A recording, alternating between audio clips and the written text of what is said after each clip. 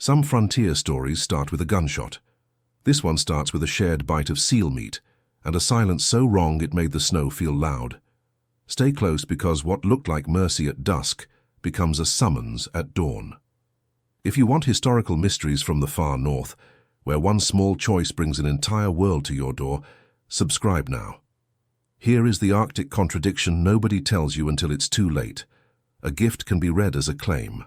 A meal can save a life, or bind you to a rule you never knew existed. His name was Elias Crow, once a Hudson's Bay route man, carrying letters between lonely posts when sea ice was a road and the sky a lid of iron. A bad season ended his contract, and pride ended his friendships. So he built a cabin where the tree line thinned and Inuit territory began, close enough to trade when he had to, far enough to believe he was invisible. Winter proved him wrong. A storm had pinned him for days. Traps came up empty. Even the ravens vanished, as if the land didn't want witnesses. Inside the cabin, heat was thin, and on the table lay his last reserve, seal meat, dark and dense, wrapped in cloth.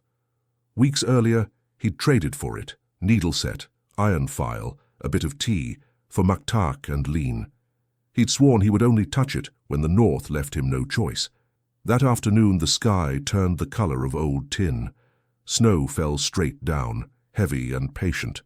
Elias checked one final snare by the creek and found nothing but frozen cord. He turned back and stopped.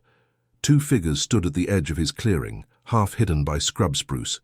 Young women, wrapped in caribou skin parkas, stitched with careful seams. Their boots were soft, made for quiet travel.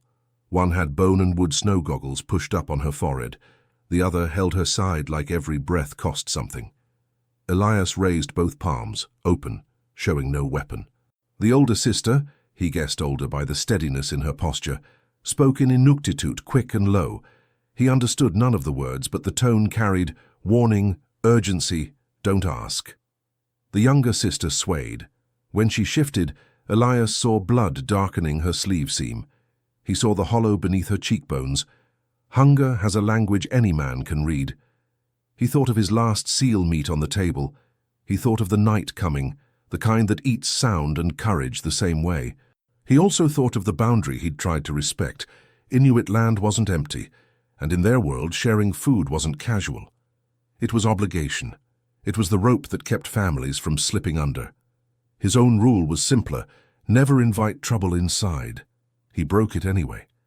He stepped back and nodded toward the cabin, slow and deliberate. The older sister's eyes flicked to the trees behind him, checking the dark as if something might be following. Then she guided the younger forward, and they crossed his threshold like people stepping between worlds. Inside, Elias warmed water and cut the seal meat into 3 portions that looked too small to matter, and somehow mattered more than anything he owned. He slid the tin plate toward them, then sat back, hands visible. The younger sister stared as if the meat might vanish. The older one touched 2 fingers to her lips, then to the air. A brief, private thanks, and only then did she eat. They chewed fast at first, then slower when their bodies remembered it was safe to swallow. Color crept back into their faces. Elias felt relief until the older sister stopped, lifted her gaze, and finally used English, as if she'd saved the word for emergencies. "Too late," she whispered. And at that exact moment the wind outside died so suddenly it sounded like a door being shut. The older sister's whisper hung in the cabin like frost. Too late. Elias followed her eyes to the table, to the plate, to the neat thirds he had cut as if fairness could be measured with a blade. In the sudden stillness, even the stove seemed to listen. The younger sister kept chewing, but her hands trembled, half from hunger, half from the knowledge that hunger is never only hunger.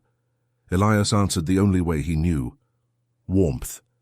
He fed more spruce into the iron stove, set a kettle to sing, and pushed a spare blanket across the bench. "You're safe here," he said, slow and plain. The older sister tapped her chest. "Taliruk." Then she pointed at her sister. "Nuka." Her eyes moved over everything that marked him as Kalunat: the iron nails, the glass window, the heavy door that latched like a trap. Taliruk spoke in Inuktitut, a low stream shaped by coast and ice. Elias caught only one clear word: Natsik, seal. She pointed at the meat, then at Elias, and made a motion with both hands as if tying an invisible knot. "Ta shared kill," she said in English, searching for meaning. "Not only does eating. It says who you belong with." Elias blinked. He had traded for that meat weeks ago. To him it was survival. To her it was a message carried in fat and salt. "In our camp," Taliruk went on, "when Natsik comes it moves. The hunter gives. No one hides food." She swept a hand toward the walls. "If you give your last, you speak loud. You say, 'These two are under you.' Your name covers them." The contradiction struck like cold water. He had offered shelter to reduce danger, and by doing so he had painted a mark. A kindness meant to make them invisible had made them visible to anyone who knew the old rules. He tried to shake it off. "I'm not their hunter," he said. "I didn't kill it." Taliruk's expression held. "Still your hand, still your roof, still your knife." She pointed at his steel blade beside the plate, then dragged a finger down her throat, a sign Elias had seen once at a post, meaning a debt that must be answered. She touched her forehead, then the air, as if naming a thing you didn't point at directly. "My father is Angakuk," she said, careful. "He keeps balance. If hunger is bound under wrong roof, he must answer. We return bones to the sea. We do not leave part of ourselves behind in a stranger's house." Tonight the elders would ask whose light warmed them, Kulik or iron. Nuka finally spoke, voice rough. "We ran," she managed, "not from storm." Taliruk cut her a look, gentle, warning, then faced Elias again. "We should not eat in stranger house," she said. "If we must tell. We must return and make it right before night. Or—" She nodded toward the door. "People come to make it right for us." Elias felt his mouth go dry. He'd watched Inuit life on the ice long enough to know their rules weren't decoration. Sharing kept everyone alive. Breaking it could turn neighbors into strangers for a whole season. Outside, the world stayed wrong quiet. No raven cry, no fox scratch. Elias moved to the window and peered into the grey dusk. For a heartbeat he saw nothing, then a shape, far off, crossing the drift line where the creek bent, too tall for caribou, too steady. He turned back. Taliruk had risen. She pointed once at the plate, once at Elias's chest, then to the door, her knot-tying gesture sharper now, urgent. "Now," she said. "You already spoke." They heard, and somewhere beyond the cabin, a dog barked once, then stopped, as if a hand had closed over its mouth. Elias kept his eyes on the window until the shape beyond the creek slipped behind a rise. The bark that had started and died left a taste in the air, like metal on the tongue. Taliruk watched him watch the dark, and the set of her shoulders told him she had seen it too. Nuka pressed a hand to her bandaged side and tried to stand, her knees nearly folded. Elias caught her elbow, steadying her without pulling her closer than she wanted. In the north, even help can be taken as ownership if you don't move right. "Sit," he said softly. He poured hot water into a tin cup and pushed it toward her. "Drink. Slow." Taliruk didn't touch the cup.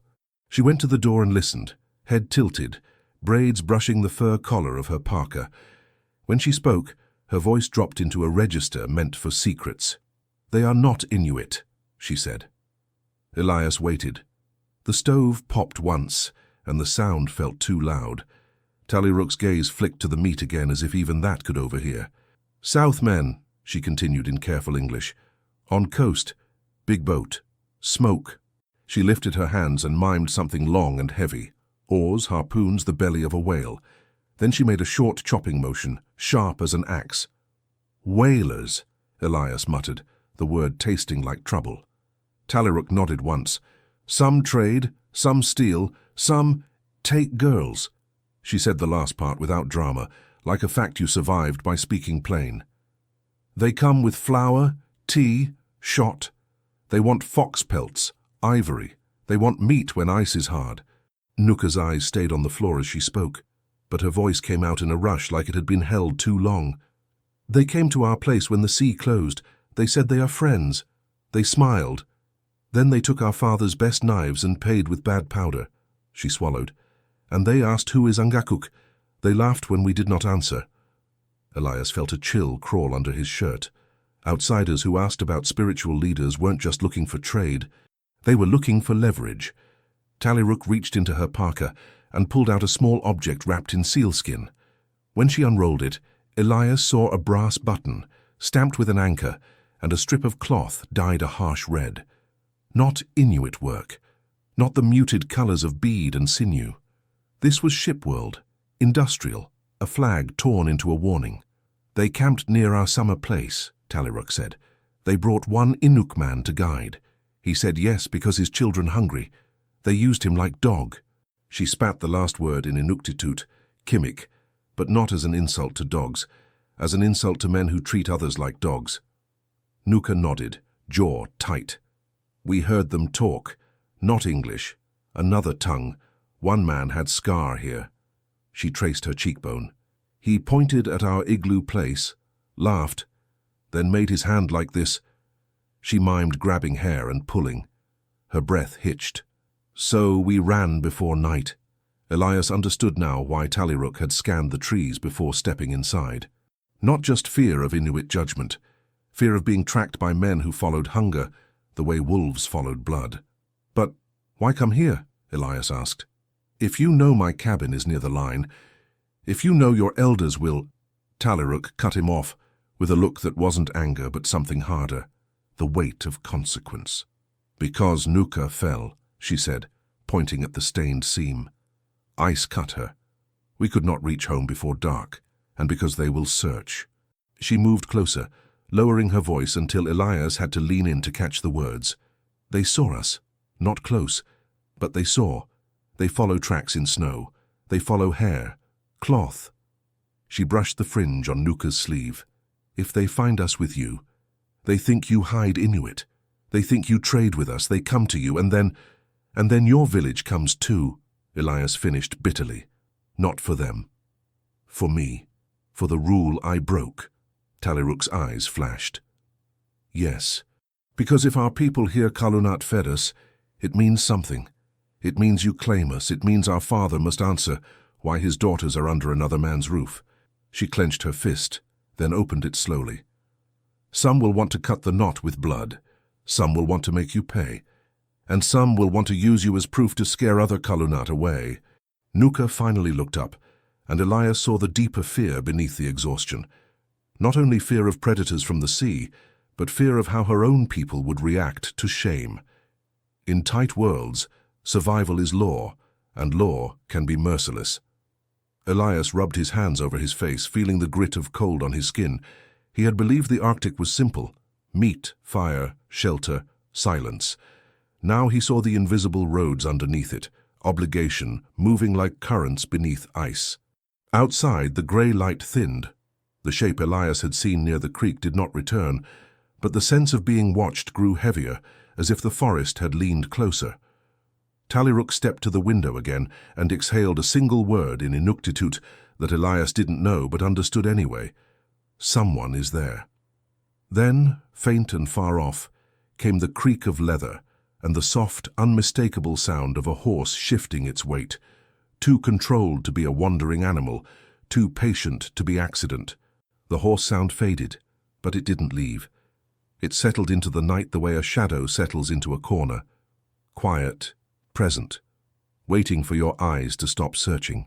Elias stepped onto the porch and let the cold bite his face hard enough to keep him thinking straight. The sky had cleared just enough to show a dull seam of stars, smeared by thin cloud like breath on glass. Snow lay unbroken across the clearing, yet his instincts insisted the world had been disturbed. Not by weather, by intention. Behind him, Tallyrook stood in the doorway, half inside, half outside, as if she refused to be fully claimed by either place. Nuka sat on the bench with the blanket around her shoulders, small and pale in the stove's weak glow. Elias listened. At first he heard what he expected, the slow crack of trees, the faint hiss of drifting powder snow. Then he noticed what wasn't there. No ravens. Not even one. Ravens should have been arguing in the treetops, waiting for scraps, announcing everything that moved with their harsh laughter. In a hungry season, ravens were the Arctic's gossip. If they were gone, it meant one of two things: either nothing lived, Or something lived that even ravens didn't want to offend. Then the dogs. Elias didn't keep a team, he'd never needed the extra mouths, but he knew the nearest Inuit winter camp wasn't far when the ice route was good. He'd heard dogs before night after night, barking, yelping, the chaotic sound of life refusing to be swallowed by darkness. Tonight there was nothing. No distant chorus, no single warning bark. Silence, where there should have been breath. Taliruk's voice came low beside him. "Dogs quiet when elders say quiet," she whispered, "or when danger is close." Elias nodded slowly. He had felt that wrong quiet once before, years ago on a HBC run, when a blizzard had lifted for 1 hour and the land went so still that the men stopped speaking, as if the air itself could report them. Later they found bear tracks circling the cache, big, purposeful and close. But this felt different. Bears don't organize. People do. A thin wind slid along the ground, not strong enough to blow snow, but enough to carry scent. Elias caught it. Smoke, faint and oily, not spruce smoke. Coal? Tar? Something shipborne. It didn't belong in the tree line. He stepped down from the porch and walked to the edge of the clearing where his boot prints ended. He crouched and brushed a gloved hand over the snow. The surface was smooth, but smoothness can lie. Under the crust, the powder had settled in a strange pattern, as if something had passed and the wind had tried to erase it. Taliruk crouched too, her fingers moving with a confidence Elias envied. Inuit could read snow the way sailors read water. She traced a line barely visible, compressed grains, a faint ridge. Then she looked up at him, eyes sharp. "Many," she said. Elias's stomach tightened. "How many?" Taliruk hesitated, then lifted her hand and spread her fingers twice. Then 3 more, 2 tens and 3, 23, or simply more than a few. In her face, Elias saw the kind of calculation you make when you decide whether you can run or whether you must stand. Inside the cabin, Nuka coughed softly. Elias straightened, suddenly aware of the contradiction he had created. He had offered shelter to stop fear, and now fear was multiplying under his roof. He went back inside and closed the door, careful not to slam it. He set a lamp in the window, not an invitation but a statement. In the old days on the route, a lamp meant a man was awake and ready to talk before blood was spilled. Whether that message translated here, he didn't know. Taliruk watched the flame uneasy. "Light makes you easy," she murmured, "but dark makes them brave." Elias slid the rifle off its pegs and checked it, not with the thrill of violence but with the cold discipline of a man who understands arithmetic. 1 rifle, 3 people, a cabin surrounded by snow that held every track like ink. He thought of the seal meat again, and how he had cut it into equal parts, as if equality was the same as justice. In Inuit life, food moved through a web of expectation. Nikituinak wasn't just meat, it was continuity. To share your last was not merely kindness, it was a declaration, "I will not let you fall." And declarations in the north echoed. Outside, something moved, not loud, not close.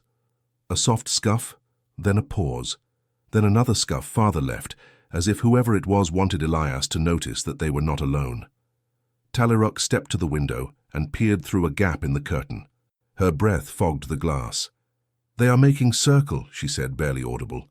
"Like hunt, like when we hold seal at breathing hole." Elias felt a prickle along his neck. He knew that method. Patient, disciplined, cruel in its calm. You didn't rush a seal. You weighted it into inevitability. He set the rifle down and forced himself to breathe slow. If the village came angry, a weapon in his hands would turn misunderstanding into certainty. He needed a different kind of defense, one his neighbors would recognize. He took the remaining seal meat, the scraps he had been saving, and placed them in a small wooden bowl. Then he set the bowl outside the door, on the porch, where it could be seen without anyone stepping into his space. An offering, a sign, "I do not hide what I have done." Taliruk watched him, expression tight. "That speaks more," she warned. "I know," Elias said quietly. But silence already spoke. The stove cracked. The lamp flickered. And beyond the walls the night held its breath in a way no storm ever could, because storms don't watch you back. Elias didn't sleep. He only drifted in and out of shallow minutes, listening to the cabin breathe and to the world outside refuse to make a sound. The lamp in the window burned low until dawn began to thin the darkness into grey. That was when the stillness changed, not into noise, but into shape. Taliruk woke first, rising without a creak like someone trained to move when seals might be listening. She put a finger to her lips, then pointed toward the window. Nuka clutched the blanket tighter, eyes wide, the bandage at her side dark against the white cloth. Elias leaned close to the glass and felt his throat tighten. Across the snow, far beyond his clearing, figures stood where there had been nothing an hour before. Not scattered, not wandering. A line, then another, then a curve, as if the tundra itself had drawn a circle around his cabin. They were spaced with intention, each person occupying a measured distance, as disciplined as men posted along a palisade. Some stood beside dogs that did not bark. Some held long spears and hunting bows, not raised, only ready. Others carried harpoons, the kind used on Natsik at a breathing hole. As the light strengthened, the circle clarified. It was not a raid. Raiders rush, shout, test your fear. This was something colder, a gathering to witness and decide, a reckoning. Elias counted shapes until counting stopped being useful. Dozens, then more. Parkas of caribou and seal, hoods rimmed with fur, faces wind-carved and calm. He saw snow goggles, ivory or bone slats with narrow slits, pushed up on foreheads. He saw women too, not hidden at the back, but present, watching like the land watches, without wasting motion. In the middle distance, a kulik flame glowed in a carried stone lamp, its soft orange steady against the blue-white morning, as if they had brought their own hearth into his world. Taliruk swallowed. "Our people," she whispered, all awake. Elias's first instinct was to reach for his rifle. His second, stronger instinct was to not touch it at all. A weapon in the hands of a frightened man turns every silence into a confession. Then instead, he stepped back from the window, raised his hands, and forced himself to breathe slow, the way old Hudson's Bay men taught when trouble came. Don't feed it your heartbeat. Outside, no one moved closer. The circle held. The dogs stayed quiet, as if commanded by elders, not by fear. A few heads turned in unison, reading each other's signals without words. Elias felt the weight of an entire community thinking together. Taliruk's eyes flicked to the bowl on the porch, the last scraps of seal meat he had set out like an offering. She murmured something in Inuktitut, a short phrase that sounded like warning and prayer stitched together. Nuka began to whisper too, faster, as if naming family, naming home. Then, from the far side of the circle, a single figure stepped forward, not rushing, not sneaking, walking openly across the snow with the certainty of authority. He carried no raised weapon, only a staff and something wrapped in sealskin. Two younger hunters followed at a respectful distance, their faces unreadable. Elias understood, with a clarity that made his palms damp, what the circle meant. They had come to decide what his last meal had declared, and what price would be paid for words spoken through meat. The leader stopped just beyond the edge of the clearing and lifted his hand, palm out. The entire circle tightened by a single step, silent as falling snow. Then he pointed, first at Taliruk and Nuka behind the window, and then at Elias's door. Elias opened the door and stepped onto the porch with both hands raised, palms forward, empty. The circle held around his cabin, figures in caribou skin parkas spaced with intention, dogs standing still, the whole morning too quiet to trust.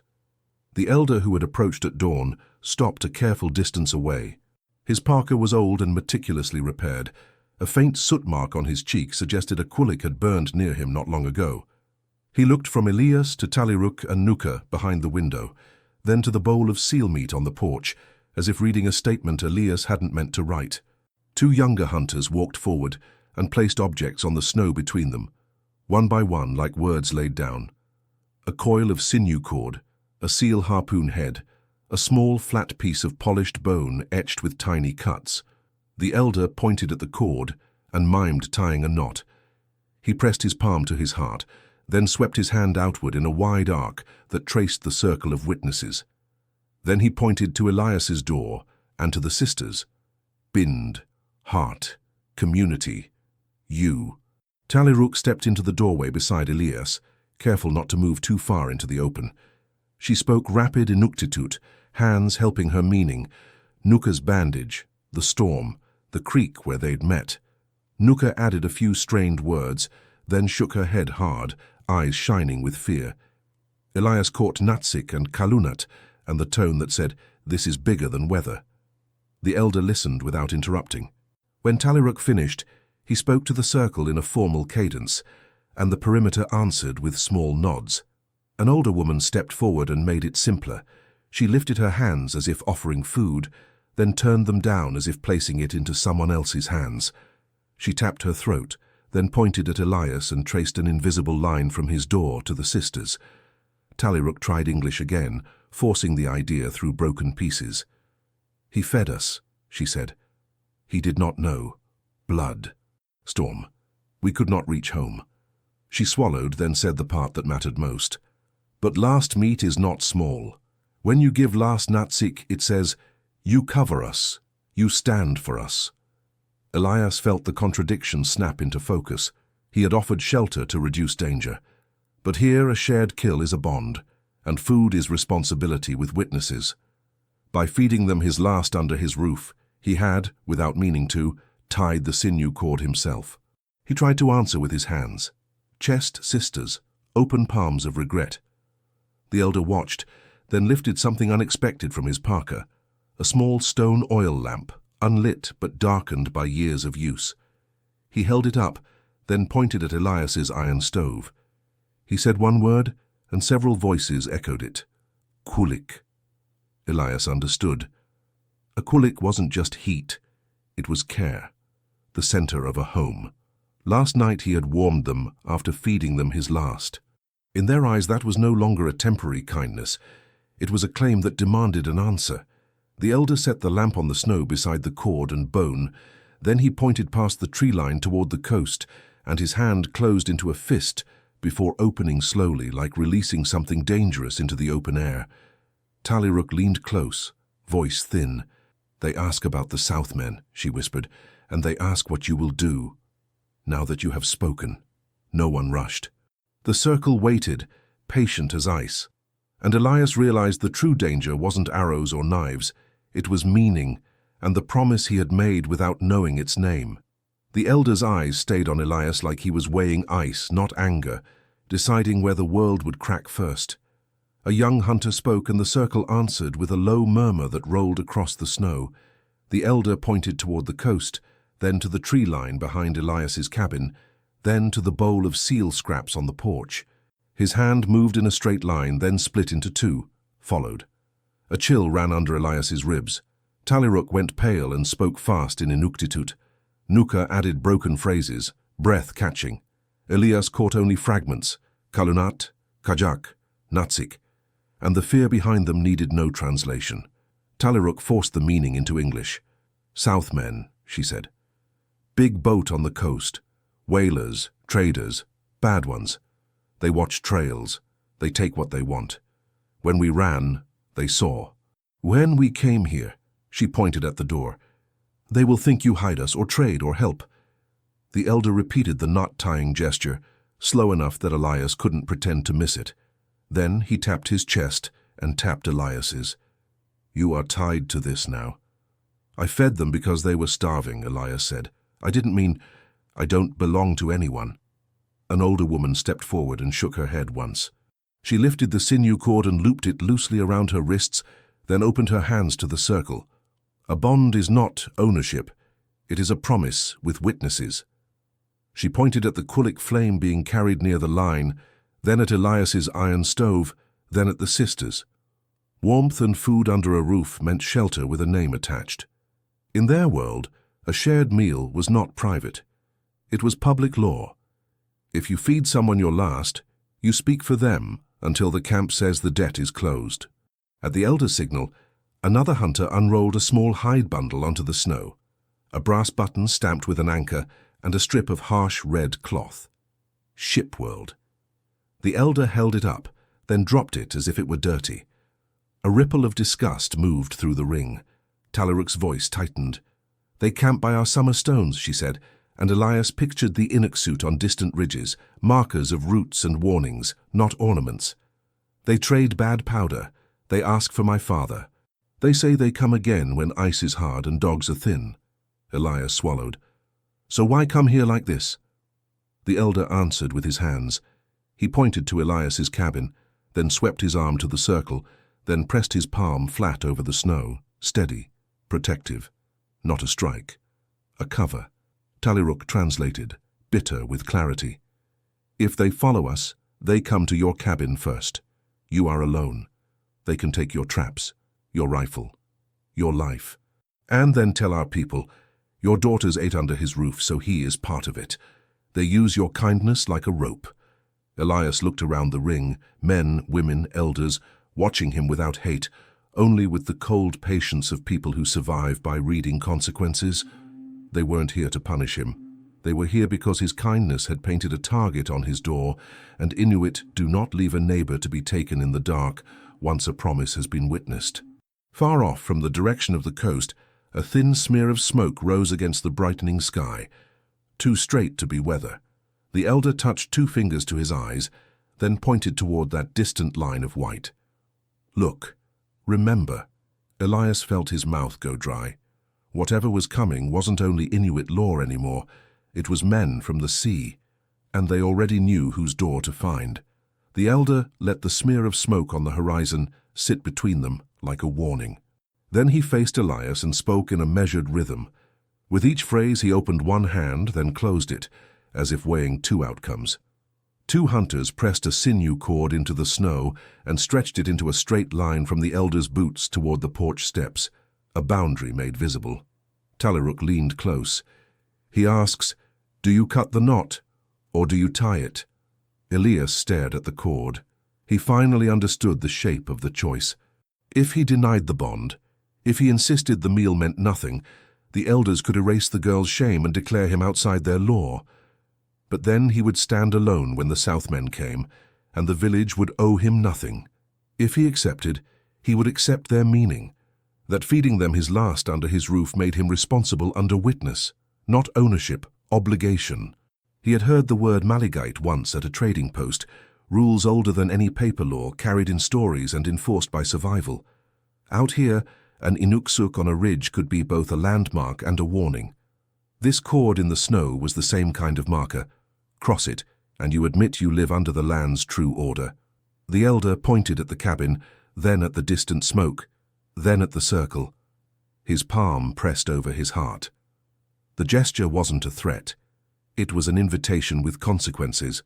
Elias swallowed. "I didn't know your rule," he said, voice rough. "But I won't hide behind them.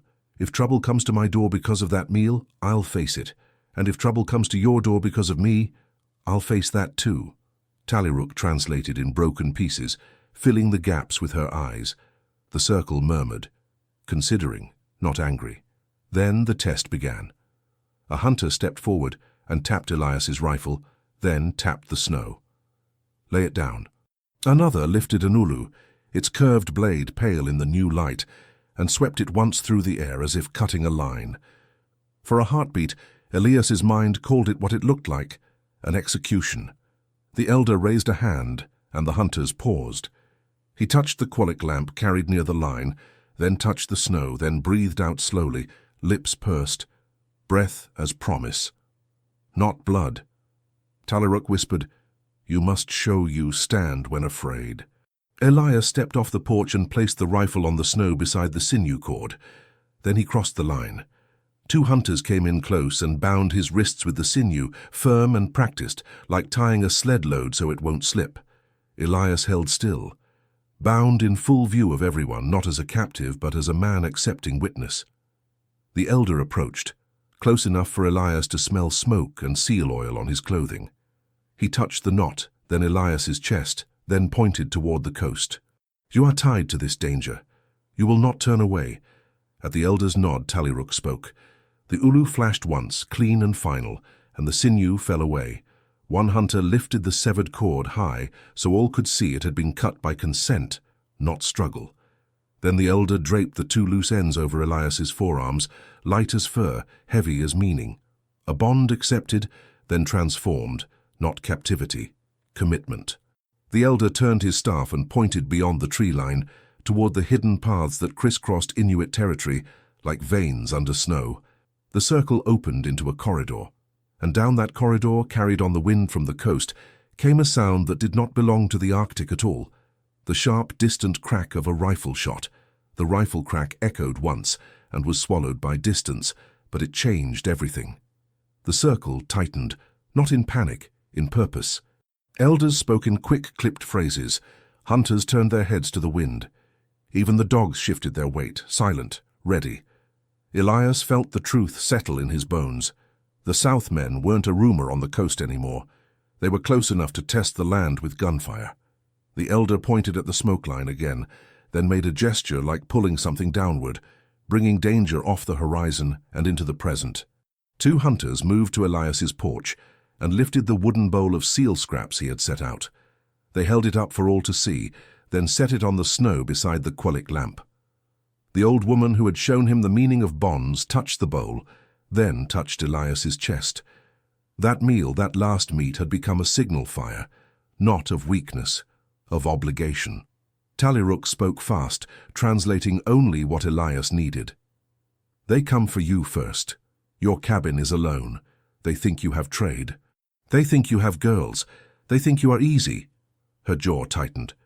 They do not understand neighbors. The elder lifted his staff and drew a wide curve in the air. Hunters separated into groups with a calm that frightened Elias more than shouting would have. This was the Arctic's real power, coordination without noise. They moved, not as an army charging, but like a hunt unfolding. Elias was guided off the porch and down the corridor the circle had opened. He expected ropes, harsh hands, punishment. Instead, he was positioned in the center of a moving pattern, protected, watched, used with care like a piece on a board. They brought him to a low rise where snow had drifted high, and from there he could see the coastline's faint line, white on white, barely distinguishable. But the smoke told the truth. The elder knelt and brushed snow aside with a mittened hand. Beneath the crust was ice hard enough to wring. He looked up at Elias and pointed at the ground. Then he made the seal breathing hole gesture Tallyrook had described. Patience, circle, inevitability. The elder wasn't planning a fight. He was planning a hold. A young hunter produced a small block of snow and packed it onto the ice, shaping it into a shallow ridge. Another placed a strip of cloth, red, shipborne, half buried where it would catch an eye from far off. Bait for Kalunat, who followed color, not land sense. Elias finally understood the trap, a false trail. They had Tallyrook and Nuka's footprints to copy, and they had Elias's cabin as the lure. The Southmen would come expecting an isolated trapper and two frightened girls, easy prey, easy theft. Instead, the land would funnel them into a place where sound carried poorly, where ice gave way to slush pockets, where a man could run himself into exhaustion without ever seeing who watched him. Inuit wisdom would shape the ground. Frontier cunning would shape the story. Elias was told, through firm gestures, to return to his cabin and make it look normal. He walked back with two hunters, shadowing him like quiet ghosts. Inside, he set the kettle where it had been, hung the blanket back on its peg, and left the door latched but not barred. He even placed his rifle in plain view, leaning beside the table, as if he were exactly what the Southmen wanted, a man alone, armed but sleepy, with supplies worth taking. Then he did the hardest thing he'd done all winter. He sat, and he waited. Hours passed with no sound but the stove's faint ticks. Outside, the wrong quiet returned, but now it carried intention, many intentions, hidden in snowbanks and behind scrub spruce, positioned with care. Elias realized the village he had feared had become a wall around him, not of wood, but of presence. Near late afternoon, the first sign came. Ravens. They returned in a small flock, landing on branches and watching the tree line with sharp attention. Ravens don't warn you with kindness. They warn you because they want to be early to what comes after. Their arrival was a message Elias understood with his whole body. Then the wind shifted, and Elias smelled it again, coal and tar and something sour like unwashed wool. Men. He saw them at the edge of the clearing, 3 figures moving wrong for this country, too upright, too loud in their steps. Coats heavy and stiff, not fur with breath. One carried a rifle. Another carried a long knife like a tool meant for more than cutting rope. They stopped short when they saw the bowl on the porch. The smallest one, thin face, scar near the cheekbone, laughed and said something Elias couldn't make out. He pointed at the cabin and made a gesture that turned Elias's stomach, a hand over mouth, then a pull, like dragging someone by hair. They were confident. They thought the world belonged to whoever took it first. Elias stepped onto the porch as if annoyed, as if he'd been disturbed. He kept his tone flat. "You're far off the posts," he called. "What do you want?" The men glanced at each other. The scarred one answered in rough English. "Trade. Heard you got meat. Heard you got company." His eyes flicked to the window as if expecting to see the sisters inside. Elias forced himself not to look toward the tree line where he knew the Inuit were waiting. The trap depended on the attackers believing what they saw. "You're mistaken," Elias said. "No one here." The scarred man smiled wider. "We'll see." They stepped forward, and the land answered first. A sharp crack came from the left, not a gunshot, but ice collapsing under weight. One man cursed and lurched as his boot punched into a slush pocket hidden beneath a thin crust. He yanked free, but the motion threw him off balance. Another man moved to help, and his foot hit the shallow ridge the hunters had built, sending him skidding. In that moment of disarray, the snow around them rose, not bodies standing up, shadows becoming people. White parkas blending into drifts until they moved, bows drawn, spears leveled, dogs held back by silent hands. The attackers froze, eyes wide, suddenly understanding they were not in a man's clearing. They were in a community's net. The scarred man jerked his rifle up, but before he could find a target, a hunting line of snow blocks toppled with a practiced shove, cutting his sight and funneling him sideways. A harpoon line snapped tight around his wrist, thrown with the clean precision of someone who had practiced on seals since childhood. His rifle fell and disappeared into snow. Elias heard Tallyrook's voice, hard and bright. "Stop." The elder stepped forward into view, not rushing, not shouting. He held the red cloth strip up between two fingers like a verdict. Then he dropped it into the snow and ground it under his boot. The attackers stared, realizing the people they planned to exploit had been watching them all along. And Elias, the lonely trapper they expected to bully, stood on his porch untouched, shielded by the very circle he had mistaken for a death sentence. The scarred man tried to spit a threat, but his voice failed him. The elder spoke, calm and final, and the hunters tightened their lines like closing hands. Elias understood the poetic justice of it with a bitter kind of awe. His last seal meat had not bought safety. It had bought witness, and witness had brought an entire village to his door, not to take from him, but to take back what the coastmen had been stealing for too long. As the sun slid low, the elder turned his gaze from the bound men to Elias, and with a small gesture invited him to step down from the porch, closer to the decision that would end this. The scarred man's laughter died when the harpoon line tightened. Bows stayed drawn but low. No one shouted, no one struck. The quiet was the verdict. The elder spoke once, and the circle answered with a single murmur. Knives, powder, and the red shipcloth were taken and laid on the snow like spoiled trade. An older woman stepped forward and spoke, sharp and steady, naming what the coastmen had done, stolen traps, threats, hunger used like a leash. The outsiders tried to sneer, but the dogs stayed silent. When the elder raised his hand, everything stopped. He pointed to the coast and made a sweeping motion, like pushing dirty water away from shore. "You will leave. You will not return." Two hunters hauled the men upright and marched them toward the white horizon. They would be escorted to their boat and watched until their smoke vanished. Inuit law did not need paper. Only after the last figure disappeared did the circle loosen. Dogs barked once, then relief. Tallyrook exhaled like she'd been holding her breath since yesterday's storm. Nuka's eyes filled and she hid her face in her mitten. The elder turned to Elias and stepped close enough for Elias to smell seal oil and wood smoke. He extended his forearm. Elias gripped it, firm. The clasp lasted longer than a greeting. Tallyrook translated in careful English. My father says you stood when fear told you to run. You did not hide what you gave. You did not lift your rifle first. I didn't know the rule, Elias said.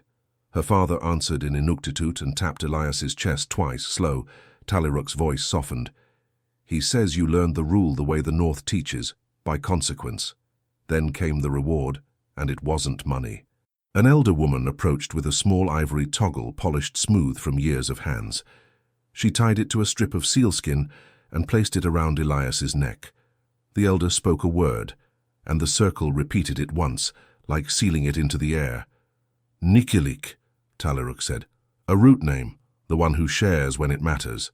They walked him to an inuksuk at the edge of the clearing, stones Elias had passed 100 times without touching. The elder added a flat stone at its base, a quiet mark that meant everything. Safe passage, a place on winter roots. Neighbor. Nuka stepped forward with a pouch of soft hide decorated in muted blues like new ice. Inside were dried herbs for tea and a small carved stone shaped like a seal's breathing hole. Gift that doesn't trap, she said, and her smile finally reached her eyes. Elias looked between the sisters. You chose my cabin, he said. Out of all this country, you found me. Taliruk met his eyes, and the twist landed gently, then all at once. We were not random, she admitted. My father has watched you 3 winters. You returned seal bones to the sea. You never mocked our words. You left an offering at the inuksuk instead of taking. When the Southmen began hunting camps, we needed to know if the lone kalunat near our line was danger or neighbor. Nuka nodded. The storm was real. The blood was real. But yes, it was also a test. Elias felt his pride crack into something better. His last seal meet had been his last defense, and it became his first bridge. When the village moved away across the snow, the quiet returned. Different now. Not emptiness. Patience. Elias stood on his porch, fingers brushing the ivory toggle at his throat, and understood the Arctic's richest reward, a name you didn't choose, and the certainty that when dawn comes, you won't face it alone. For more frontier mysteries like this, subscribe and pick the next story on your screen.